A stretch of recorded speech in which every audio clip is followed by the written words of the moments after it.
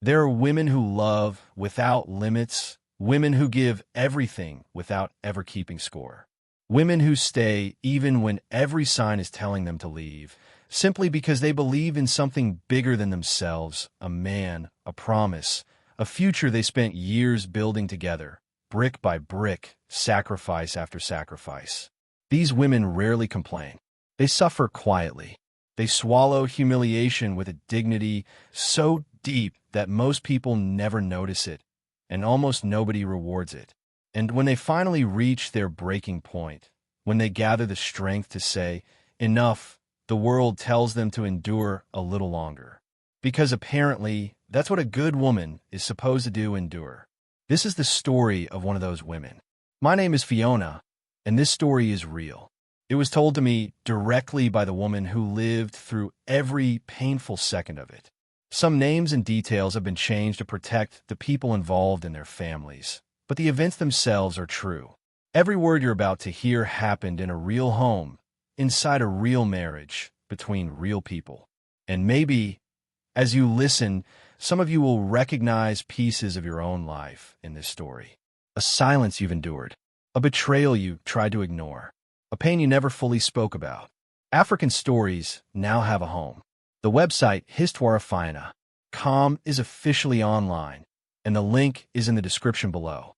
It's an immersive library filled with emotional, mysterious, and unforgettable stories you can either read or listen to directly on the platform. We're currently in our testing phase, so explore the site and tell me what you honestly think in the comments. This library is being built with you. Now, let's begin today's story. Amélie had invested everything into her marriage. 17 years of her life. Her youth. Her patience. Her tears. She gave all of herself to one man, believing that loyalty and love would eventually be enough. But the day she finally decided to walk away, life placed something in front of her that she never saw coming. Something capable of changing everything one final time. To understand how she got there, though, we have to go back to the beginning, back to the marriage, back to the man she thought she knew. Amélie met Stephen Kwame when she was 22 years old, fresh out of university. If you love powerful, emotional, and jaw dropping stories, subscribe now and never miss a single one. Stephen was 25, already working in his family's company, carrying himself with that calm confidence people often mistake for strength and maturity.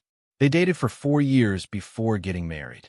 For years spent learning each other's habits, flaws, routines, dreams, or at least that's what Amélie believed. Stephen came from a wealthy family.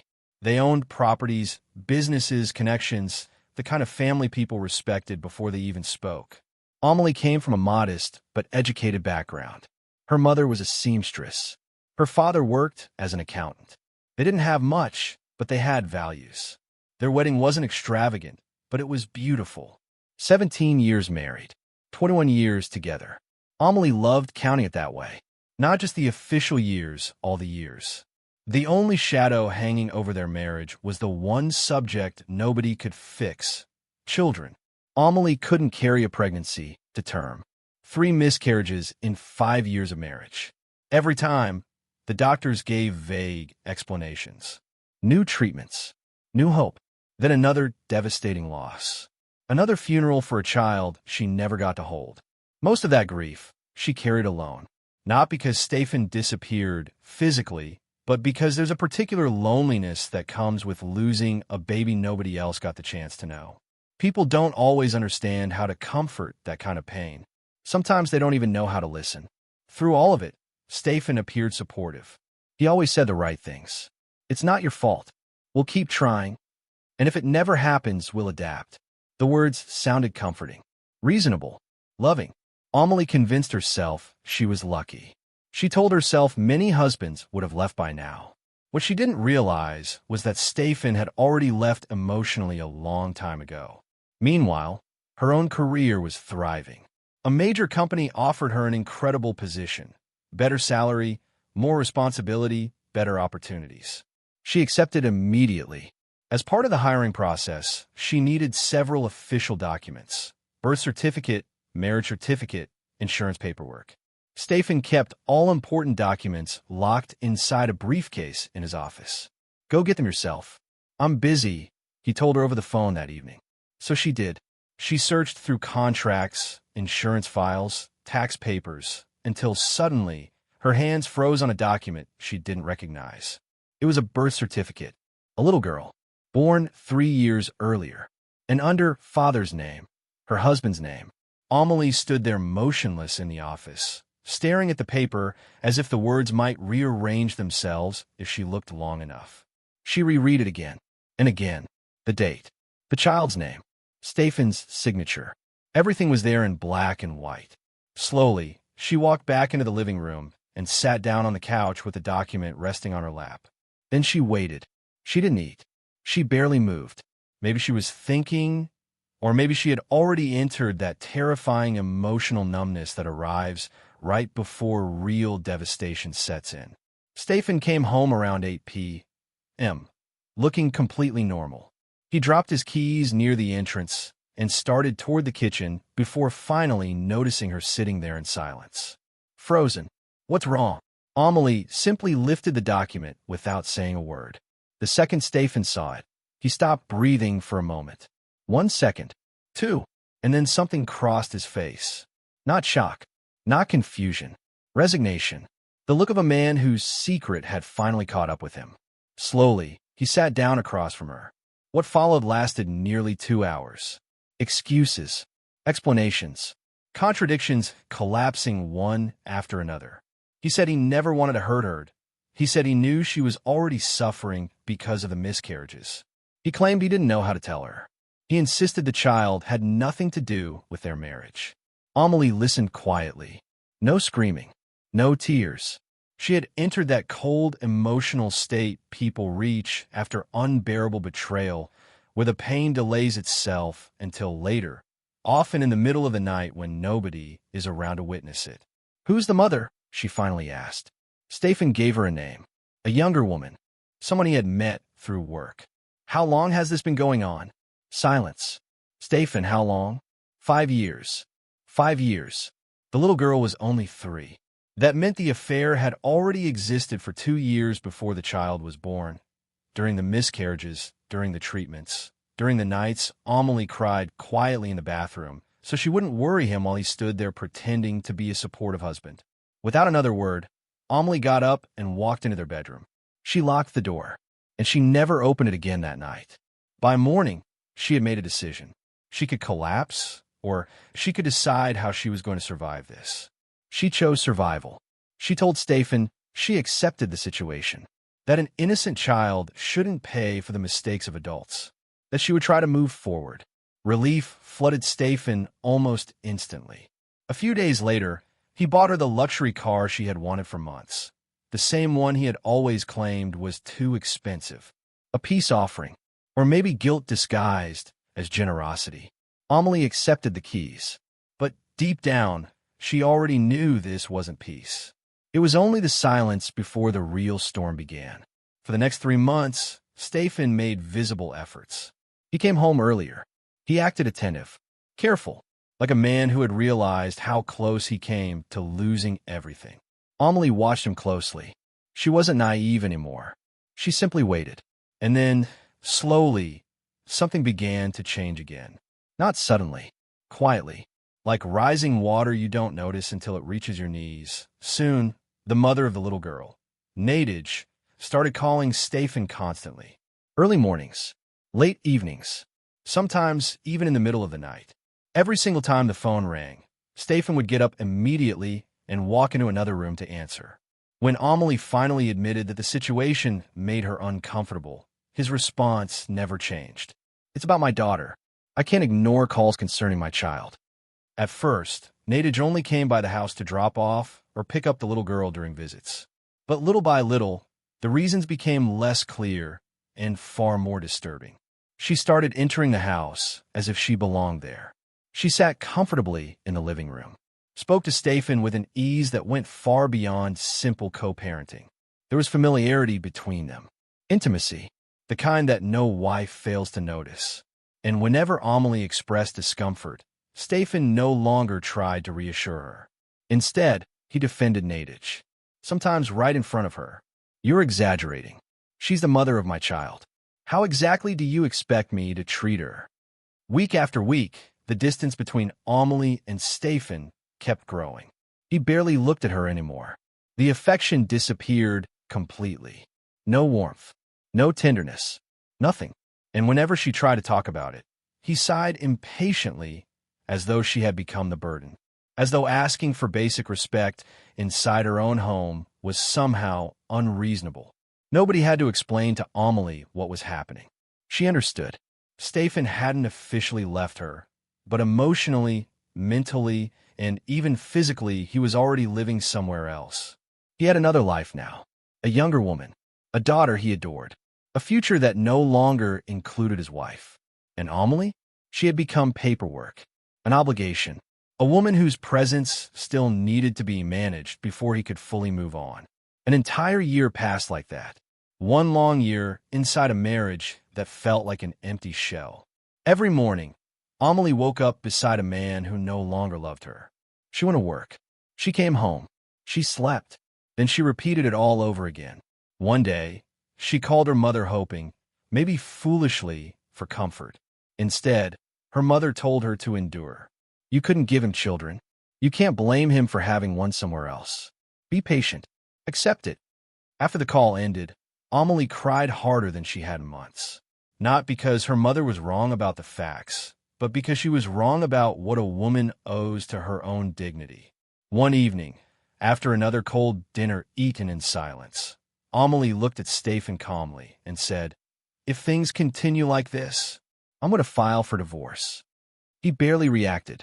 Instead, he looked at her with a casual arrogance that hurt more than any insult ever could.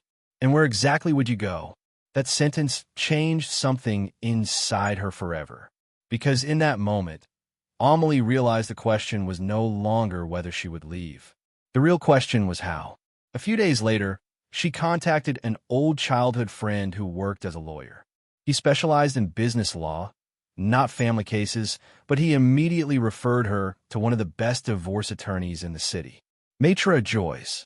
From their very first meeting, the lawyer was brutally direct. "If you want this divorce to end in your favor, I need evidence. Real evidence. Not just your word against this." What kind of evidence? Messages, photos, written exchanges, anything proving the affair. Amélie returned home and sat in silence for a long time. In 17 years of marriage, she had never once touched Stefan's phone. Even when it rang while he was in the shower, she let it ring. It wasn't innocence. It was respect. She had built her marriage on trust, privacy, boundaries. But now she needed the truth. The problem was Stefan's phone used facial recognition, and he almost never typed his code around her. At least, that's what he believed. He thought Amélie was still the same predictable woman she had always been. Quiet, trusting, discreet. He was wrong. Amélie became patient. For weeks, she observed him carefully without rushing. After 17 years together, she knew Stefan's habits better than he knew them himself. She knew his routines, his reflexes, his weaknesses, and eventually the opportunity came. An ordinary morning, Stefan was sitting on the edge of the bed, still half asleep, trying to unlock his phone. The facial recognition wasn't working properly in the dim morning light. Annoyed, he typed the passcode manually. For digits, Amélie stood only a few feet away, pretending to choose her clothes for work. But she memorized every number instantly. Over the following weeks, she waited for the perfect moment. Then one morning, while Stefan was in the shower, at the exact point in his routine she knew he wouldn't come out, she picked up the phone and entered his world. Messages, photos, videos, romantic weekends away, beach vacations, smiling family selfies with Nadege and the little girl. An entire hidden life. Methodically, without panic, Amélie transferred everything on her own phone like an accountant carefully reviewing evidence before closing a file forever. Then she sent every single piece to Maitre Joyce, including the birth certificate she had found months earlier. The lawyer called her the next morning. "This is more than enough," she said firmly. "I'm starting the proceedings." The divorce papers arrived on a Tuesday. That night, Stefan didn't come home. Not Tuesday, not Wednesday, not Thursday. Not Friday. Amélie never called him once. She simply waited. Finally, he sent a cold message. You wanted divorce papers. My movements are no longer your business. She didn't reply. Saturday morning, around 11, she heard the key turning in the front door. Stefan walked inside without even looking at her. He went straight to the bedroom. Then came the sounds. Suitcases opening, drawers slamming, closet doors, zippers closing, trip after trip down the hallway.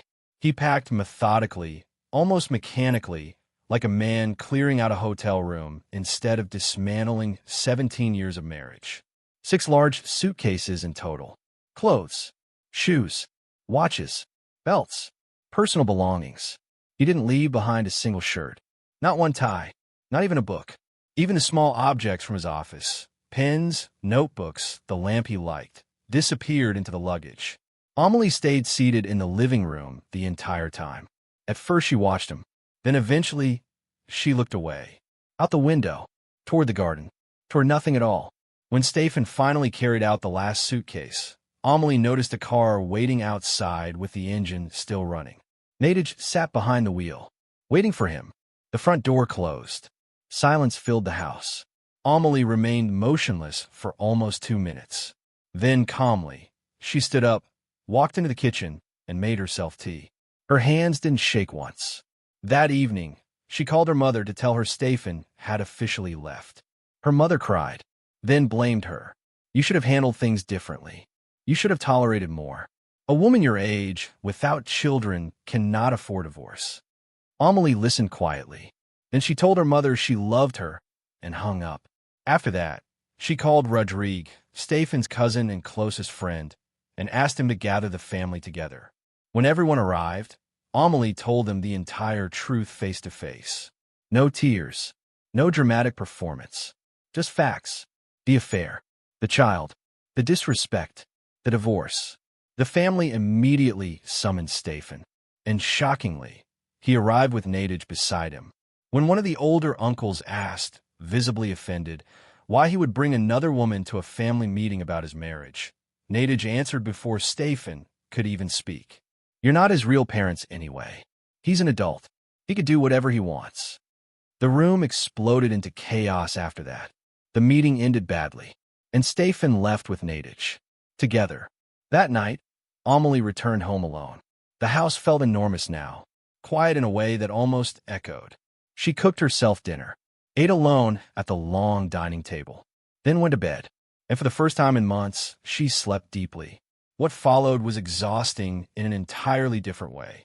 The divorce dragged on endlessly, just like most divorces do when one person refuses to cooperate fully.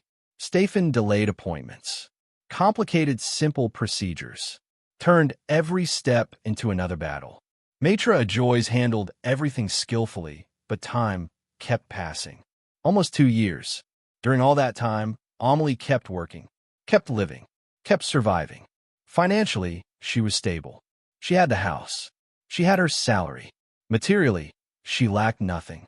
But emotionally, something still weighed heavily on her. It wasn't heartbreak anymore. That phase had passed. It was exhaustion. The exhaustion of being trapped between 2 lives, unable to fully move forward because the court still hadn't officially closed the door behind her. She rarely talked about it. A few co-workers vaguely knew she was going through something, but nobody truly understood how lonely it felt to remain legally tied to a man who had already erased you from his life. Only Amélie's close family knew the full truth, and even then, she never spoke about it much. Public humiliation was not in her nature. She carried her pain quietly, the same way she had carried almost everything else in her life. As for Stefan, she heard almost nothing. Every now and then, Rodrigue would call to check on her. Sometimes, without being asked, he would casually mention things about Stefan, that he was still living with Nadej, that the little girl was growing fast, that life seemed to continue normally on his side.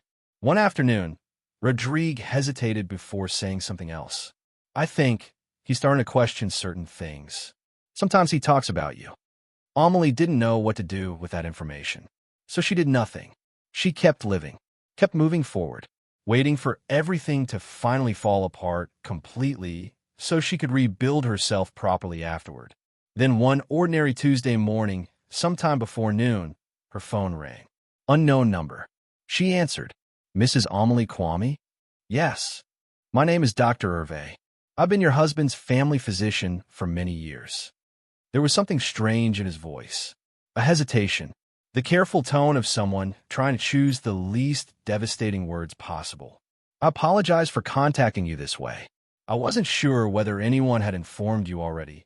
Amélie slowly put down the pen she had been holding. Something in his tone made her heart tighten instantly. No, she replied quietly. What happened? A brief silence. Then the words came. Your husband passed away 2 days ago. Everything inside her went still. Dr. Hervé continued carefully. He contacted me urgently because of severe migraines and temporary episodes of vision loss. We brought him in for a scan. But before the machine could even begin, he collapsed on the examination table. Another pause. There was no visible seizure, no struggle. He was simply gone. Amélie said nothing. I'm truly sorry, the doctor added softly. But no one has come to claim the death certificate. No family member has completed the procedures. Legally, you are still his wife, so I didn't know who else to call. What the doctor didn't know was this. Nadege had been there that night. She had accompanied Stefan to the clinic. She had heard the doctors announce his death. She had remained in the hallway for several minutes afterward, and then she had simply walked away. She never returned. Not that night. Not the next morning. Not even the day after. For 2 full days, Stefan's body remained there alone. Unclaimed. Waiting. Amélie hung up the phone slowly, grabbed her bag and keys, and left the office without saying a word to anyone. As she drove toward the clinic, she didn't cry. Instead, she kept thinking about Nadege leaving him there alone without looking back once. Oddly enough, Amélie didn't feel anger. Only a cold, heavy sadness. Sadness for the way he died, far away from any real sense of family. Beside someone who disappeared into the night, carrying nothing but herself. When Amélie arrived at the clinic, she handled everything personally. She met Dr. Hervé, collected the death certificate, completed all the administrative paperwork. Then she called Rodrigue and asked him to gather the family without explaining anything over the phone. When everyone arrived, she told them face to face. Shock spread across the room instantly. Some cried. Others sat speechless. Finally, one of the older relatives looked at her and said, "You are still legally his wife. The decisions are yours now. Whatever you choose for the funeral, we support you completely." Before the burial arrangements were finalized, the family requested an autopsy. A healthy man doesn't simply die without explanation. Or at least, that's what everyone believed. The medical results came back days later. Nothing. No stroke. No heart defect. No hidden illness. No medical explanation at all. According to every examination, Stefan's body appeared perfectly healthy. And yet somehow, it had simply stopped. Amélie listened to the report without reacting. But privately, her thoughts went somewhere else entirely. To Inia, 5 years old, a little girl who had just lost her father. A child who deserved the chance to say goodbye properly. Amélie called Rodrigue immediately. "I want Inia at the funeral." Rodrigue relayed the message to Nadege. She refused. She claimed Stefan's family never respected her. Said she had no reason to attend the funeral of people who disliked her. That's when Amélie called Nadege directly. Her voice remained calm, almost frighteningly calm. "I'm not forcing you to come," she said quietly. "But if you stop your daughter from saying goodbye to her father, I promise you I will take legal action. You have until Friday at 1 o'clock. Friday morning at 10, Rodrigue called. He had Inia with him. The little girl arrived with almost nothing. No change of clothes. No toothbrush. No small bag. Nothing. She wore a dress that was no longer clean and clutched a tiny toy tightly in her hands while silently observing everything around her with unusually calm eyes. Amélie immediately gave money to her sister. Buy her everything she needs for the weekend. A few hours later, her sister returned with new clothes, shoes, underwear, a toothbrush, hair products, and several small toys. The little girl's name was Inia. She had her father's shoulders, and in her eyes there was already something heartbreaking, the quiet caution of a child who had learned not to ask for too much. Throughout the entire weekend, Amélie cared for her. She bathed her, combed her hair, cooked for her. Inia barely spoke, but she never let go of Amélie's hand. Not once. During the funeral ceremony, through every prayer and every condolence, the child held on her hand tightly as if afraid someone might disappear again. After the funeral, Rodrigue drove Inia back to her mother. Amélie returned home alone. The house was silent. She sat in the living room for a very long time, without moving, still thinking about that tiny hand wrapped around hers. 2 weeks later, Amélie received another unexpected phone call, this time from a notary, Maître Thielman. He asked her to come to his office regarding Stéphane's estate. She went without expectations. At that point, life had already shocked her too many times for surprises to mean much anymore. The notary opened a thick file and adjusted his glasses. Then he explained something Amélie never saw coming. 1 year after their marriage, Stéphane had written a will, and he had never changed it. According to that document, because there were no children born from the marriage, Amélie inherited everything. The family home, the financial investments, his shares in the family company, and even the apartment building where Stéphane and Nadège had been living for the past 2 years. A building Nadège never knew Stéphane actually owned. Amélie listened silently. Then the notary picked up a separate envelope. "There's something else," he said carefully. "Your husband left this letter here about 6 months ago with instructions that it only be given to you in the event of his death." He handed it to her. Amélie opened it immediately. The handwriting was unmistakable. 17 years together had made it impossible not to recognize. The letter wasn't long, but every sentence carried the weight of regret buried too deeply for too long. "Amélie, if you are reading this, then I'm gone, and you're probably the one handling everything because that's who you are. You always take care of what other people abandon. I know what I did to you, and I know apologies are not enough. I'm not even going to try justifying myself because there is no justification. But there is something I need you to know. I never truly trusted anyone the way I trusted you, even when I no longer deserved it. And my daughter, Inia, needs someone trustworthy in her life. If you are willing, if you can somehow forgive enough to do this, you are the person I would want watching over her. Not to replace her mother, just to be there, to make sure she has at least one stable woman in her life. I'm sorry for everything." Amélie folded the letter carefully and slipped it back into the envelope, then into her purse. For a long time, she simply stared at the wall in front of her. The notary remained silent, respectfully waiting. Finally, she whispered, "Thank you," and stood up to leave. The apartment building where Stéphane and Nadège had lived now legally belonged to her. So she went there. A neighbor confirmed that Nadège had moved out immediately after Stéphane's death. A moving truck had arrived only days later. She said she couldn't afford the rent anymore, the neighbor explained. What Nadège never realized was that there had never been any rent. Stéphane owned the entire building. He had simply never told her. Amélie collected the keys from the neighbor, introducing herself as the owner, which was now the truth. But she didn't go there for revenge. She wanted to talk about Inia. Rodrigue eventually located Nadège, and a meeting was arranged at a neutral restaurant. Amélie specifically requested that Nadège bring another adult family member with her. She wanted the conversation handled properly, calmly, like adults. Amélie arrived first. Then Nadège entered with her mother and little Inia. The moment Amélie saw the child, something inside her tightened painfully. Inia had changed. Fast.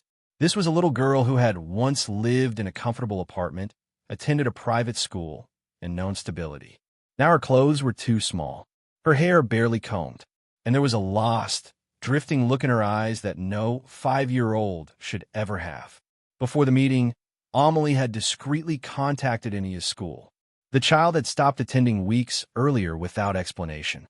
Meanwhile, Nadège had moved into a studio apartment in a decent neighborhood. But Inia? She was staying with her grandmother in a rough area far away. Amélie took a deep breath, then spoke carefully. Inia lost her father. She needs stability. I can give her that. She paused. She can stay with me during the week. I'll put her back in her old school and cover every expense. Weekends and holidays stay with you. You remain her mother. I'm not trying to replace anyone. Nadej crossed her arms instantly. No, my daughter is not living with you. If you want to help, then send me child support. Beside her, Nadej's mother stared silently at the table. Rodrigue, who had come as a witness, finally spoke softly. Your daughter is refusing something most people would pray for. Please intervene. This is about your granddaughter's future. The older woman simply shrugged. It's her child, her decision. Amélie looked at Anya. The little girl quietly ate a biscuit someone had given her while watching the adults with those same calm eyes, the eyes of a child already learning how to make herself small enough not to disturb anyone. The meeting ended without agreement. As she drove home afterward, Amélie called Stefan's sister, who had been living in Europe for years. She explained everything. The bad neighborhood, the school situation, the instability. The silence on the other end lasted several seconds. Then Stefan's sister finally said, "Let me talk to my husband. We have room here. Maybe we could take her." Nothing was solved yet. Life rarely gives clean endings. But one thing had become absolutely certain to Amélie. She would not abandon Anya. Not because Stefan asked her in a letter written far too late, but because a 5-year-old child does not choose the life she is born into. And people who have the ability to help carry a responsibility. Amélie learned that lesson the hardest possible way. Responsibility is not always something we choose.